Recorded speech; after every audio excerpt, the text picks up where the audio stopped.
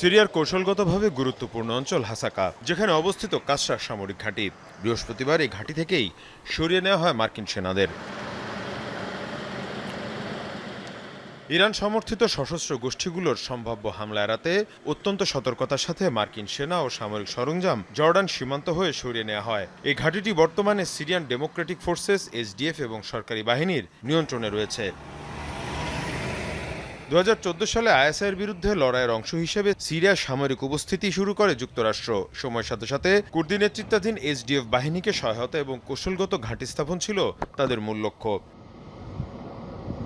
সাম্প্রতিক বছরগুলোয় ইরান সমর্থিত মিলিশিয়া গ্রুপগুলোর হামলা, আঞ্চলিক উত্তেজনা এবং যুক্তরাষ্ট্রের অভ্যন্তরীণ রাজনৈতিক চাপ সব মিলিয়ে সিরিয়ায় মার্কিন উপস্থিতি নিয়ে প্রশ্ন বাড়তে থাকে। বিশ্লেষকরা বলছেন, এই প্রত্যাহার সিরিয়ায় রাশিয়া ও ইরানের প্রভাব আরও বাড়াতে পারে। একই সাথে কুর্দি আরব নিয়ন্ত্রিত অঞ্চলগুলোর নিরাপত্তা নিয়েও তৈরি হয়েছে অনিশ্চয়তা।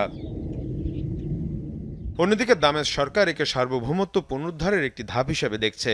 তবে উত্তর পূর্ব সিরিয়ার বাস্তব নিয়ন্ত্রণ নিয়ে নতুন করে উত্তেজনা তৈরি হতে পারে বলেও আশঙ্কা করা হচ্ছে। মুশফিকা হাসান, যমুনা নিউজ।